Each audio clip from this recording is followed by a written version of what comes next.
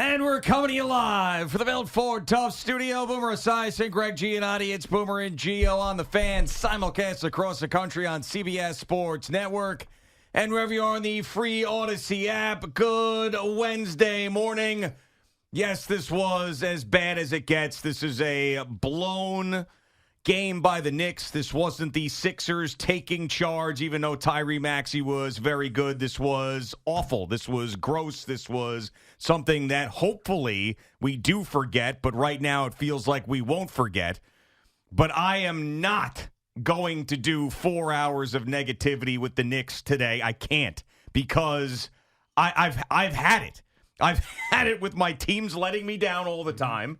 I've been negative about the Mets. I don't believe in them. I've been negative about my football team, especially with their draft pick, and I don't feel good about them. My hockey team just got eliminated. What I have is the Knicks, and I believe in them. And yes, they choked away this game, but they're not losing this series. And they had to have a dramatic come-from-behind win in Game 2. The Sixers had a dramatic come-from-behind win here. But this is not a tail between your legs. Oh, my God. Now they're going to blow the series. They're still up 3-2. They're still the better team, and they're still going to move on to the second round. And I don't want to hear how this series has changed. Yeah, they should have won, but the Knicks will win. It's just going to take a couple more days. Good morning, Boomer. How are you? Woo! Well, I'll tell you what, 6 points with 28 seconds to go, man. That's an amazing comeback. And ultimately, what does it come down to? A 4-point play by the Sixers with Larry Johnson in the house while he could have gotten the ball signed.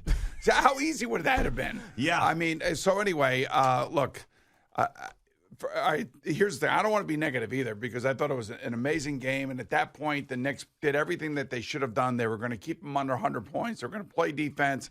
And, Jalen Brunson was playing out of his mind. And, the Knicks were doing what the Knicks normally do. And then all of a sudden, there were a couple turnovers, missed free throws. And I would just say, please, Josh Hart, go up to Tarrytown and take 1,000 shots. Just take 1,000 shots, because whatever has happened to him and his outside shot and his free throws over these last 2 games is mind-numbing.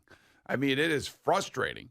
And, you miss your free throws. You let the other team stay in the game. The Sixers were hitting their free throws towards the end. Then, of course, Tyrese Maxey was ridiculous. I mean, I knew he was good. I didn't realize he was this good. I mean, he's hit a 40-foot, three-pointer to tie the game. And, it was a little helter-skelter. Jalen Brunson gets the ball with 8 seconds left to go and goes flying down the court without a thought of passing the ball at all. Well, you're talking about the last possession. Well, the last possession. Yeah, I know. right. So, I mean, they had a timeout, too. I understand some coaches. I'm not going to sit here and question Tibbs on that. I'll question him on a few other things, but I'm not going to question him on that. I will question them, and I think Clyde was all over it. Clyde and Mike were all over it.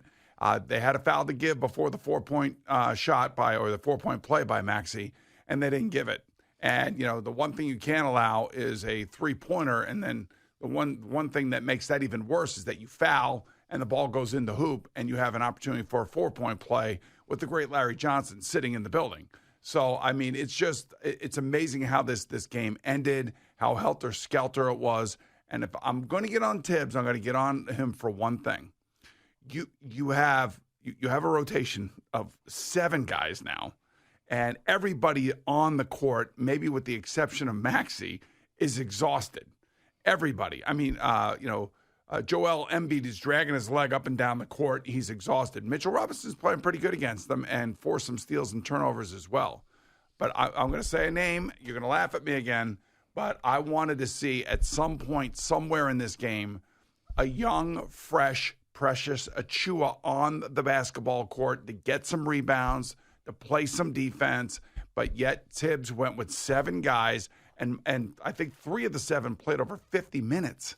Yeah, but this is what happens in the playoffs. I understand, and Achiuwa was great. I'm not going to sit here and go back and forth on that. That's the only thing I'm saying. But I mean, it's not like uncommon in the playoffs for your rotation to get smaller. And I mean, basically with the guys that played all the minutes, they should have won the game. And there's so many things that happened that led to them losing this game. And I thought they had won 6 different times. I thought I had one in overtime where Brunson scores the first 5 points. You're like, okay, now it's over. So it went to overtime, but now they're going to take over. And then all of a sudden, it was funny because in these moments, we ask the best players to do the best things. And Jalen Brunson in overtime felt like he needed to take over. And then that ultimately ended up hurting them. So he scores the first 5 points. And after that, he's ball hogging for the first time I've ever seen in this season. Yeah, he's not moving the ball. He's trying to do everything himself because he felt like in this overtime to beat the Sixers, he had to do that. And that was not the right approach. Well, there was also the one where he tried to throw it to Josh Hart going down the middle. And Josh Hart, usually Jalen would shoot that. I know it was a pass to a guy going down the middle. And Josh Hart, obviously gets blocked at the rim. But, there were some things that happened late in this game. Well, the turnover on the pass to Hartenstein was... That was another bad one because he actually went up to shoot, and Hartenstein was going to the rim to go get a rebound. Was it Oubre or was it... I think it might have been Batum. Yeah, Batum was on Brunson, and he was right in his face, and Batum being like 6'9", or 6'8", of course, they're throwing him on Brunson, and that was just... when that turnover happened, I was like, wow, they're really going to lose this game, huh? Yeah, going to lose this game. Josh Hart, has an opportunity to put them up by 4. 5. 5, yeah, and puts them up by 4 and misses a free throw. So, these are like little things, and I know why a lot of guys were missing free throws. Even Embiid was missing free throws because they're exhausted in the fourth quarter and overtime. These guys all laid it on the line, I will tell you that. As disappointed as I am that they lost last night, it was an incredible game. It was, but even walking through the newsroom this morning, there was a guy who was working on the network who he's like, they had it, man, they had it, and some of the callers calling up this morning on the overnight, and I understand that emotion, but this is not the team that you fall off a cliff when they lose a game. And there are teams out there that are like that. They usually bounce back. Right. The Knicks have proven to us the entire year how resilient they are. And they're and this is really annoying, but I cannot imagine that we're going to look back on this Game 5 and say that was the downfall of the Knicks in 2024. It's just not going to happen. I am so confident in them coming back and winning Game 6 even, not even having to come back to the Garden. And Joel Embiid is done. And that's probably the most frustrating thing about last night was Joel Embiid was cooked. Everybody saw it. If you're watching the game, he couldn't jump. He couldn't run. The flagrant foul on Jalen Brunson was exactly what I was talking about, where he was going to start doing some of that stuff at the end of the game because he was tired.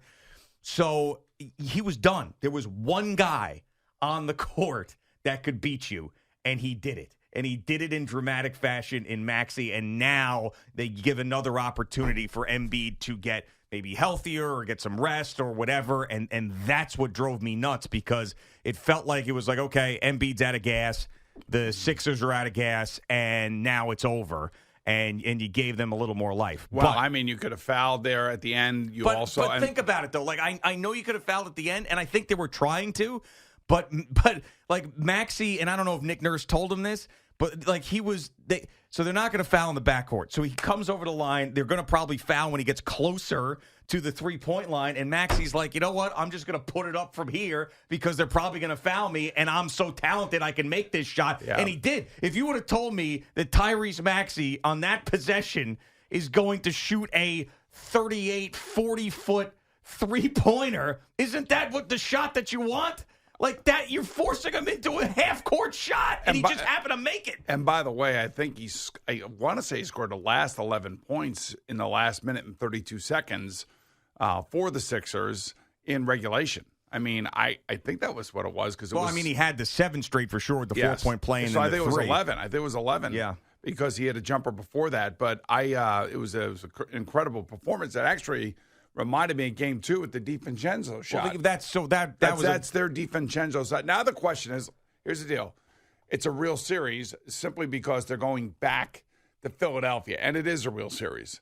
And, there may end up with a Game 7 here in Madison Square Garden. Yeah, just be prepared for that. No, I listen. I am prepared for it. But I do believe they've proven they can go down to Philadelphia and win. You saw the Knicks fan base go down there and frustrate the hell out of Embiid and the rest of the Sixers. And I just think that this loss is going to be fuel for the Knicks. I mean, I just have to once in my life. I mean, you sat next to me. It's 6.5 years, just about. Yeah. For once in my life, I got to have faith in one of my teams. I need you to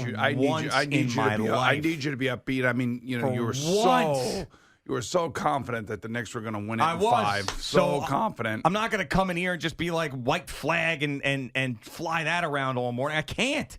I mean, I after losses like this, I don't think I've ever come in the next day and been like, it's okay. But I have to today. I have to because I truly believe in this team.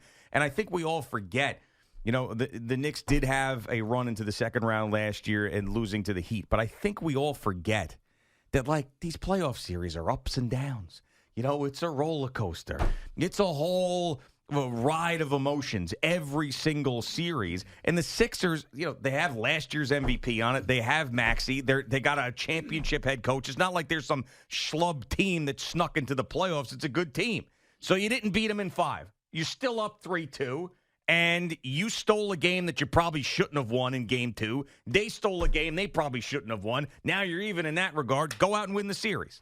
I just, I don't want to make matters worse. I really don't. I mean, I was thinking about you last night, and I was thinking about Mike Tomlin because one of the officials sounds exactly like Mike Tomlin. I think it was Jim Capers, I think his name is. Yeah, the guy who was calling talking about the flagrants. I think he sounds like Mike Tomlin. So that made me really think about you.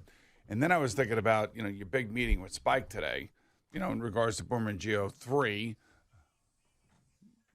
Yeah. And of course, he's immediately on X last night after the game. See you tomorrow, guys. I mean, I was just thinking how annoyed you're going to be with him now. No, I'm sorry about that. I had to bring it up because I don't know if you were thinking about that. Did you think about that at all today? No, I didn't. I'm sorry. I didn't because Spike and I's relationship does not revolve around our fandom. We don't. I don't talk to him about the Sixers. I don't. You don't think he's not going to be bringing it up today? If he can only once. He's not.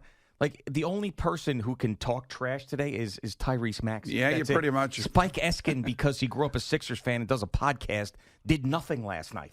Tyrese Maxey did. So, if you're a Sixers fan talking trash, get a life. Well, he was. I think exactly what Spike was putting out there as he was posting it.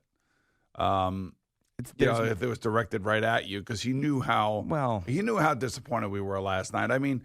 When you have a 6-point lead and you can't just hit free throws, and I mean what has happened to Josh Hart's shot? Can you explain that to me? No, of course I can't explain it to you. I don't know. He's not even close. The last 2 games. I mean, he's so short. How many times has he come up short where it's been it just scrapes the front of the rim and it's this close to being an air ball? I mean, it's crazy. And then also Jalen Brunson after the flagrant. And you have an opportunity, he ends up tying the game with a 3, but still, if he had the same possession would have happened, he hits the free throw, they would have had a lead in that situation as opposed to being a tie game, but he misses the second on the line after the flagrant. I mean, God. And I know Maxey ended up missing, 4 free throws in a row there, whatever it was. Yeah, because he was exhausted too. Yeah, but I don't know. I'm just not going to get dragged down. Just have faith in this team. You have to. Yeah, have faith. You can't would just wish. Head up. Walk out of the. I hope you walked out of the garden last night. If you're there with the head up. It's fine. Again, I just thought, and I know it's about matchups, and I know it's about the way coaches use their rotations and everything else. The only time he has to use Precious Achiuwa is when somebody gets hurt. I mean, you can't find foul trouble too. I mean, but but you can't find. Well, Mitchell Robinson got hurt, and Hartenstein. Hartenstein. Yeah, Hartenstein got in foul trouble previous game. And you saw what Achiuwa does. You saw what he does, and that's the kind of guy you need on the court.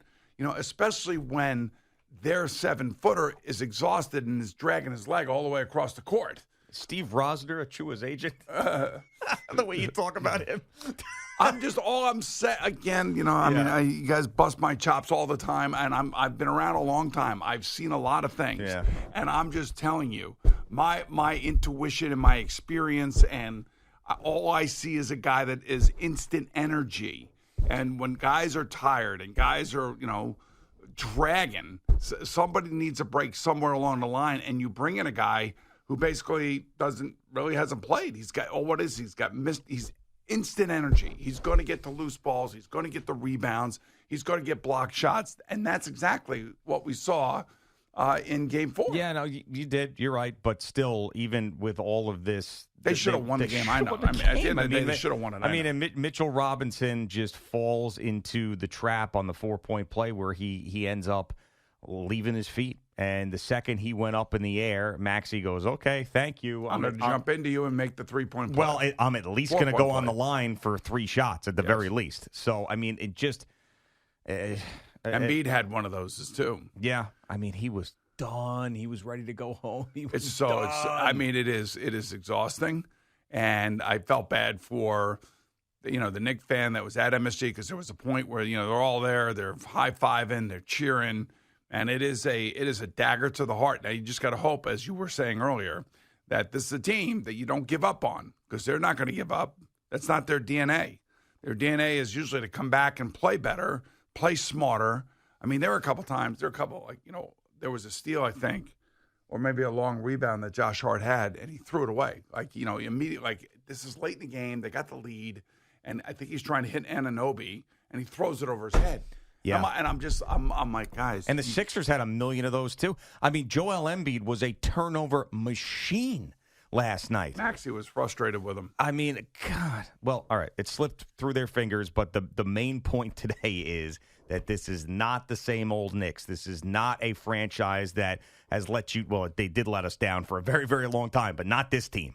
And it's okay to lose a game in the playoffs as long as it is an elimination game. And you stole one early. They stole one last night. You're still up 3-2 in the series, and they're still going to win. They're still going to win the series. Let me just be devil's advocate for 1 minute. Of course.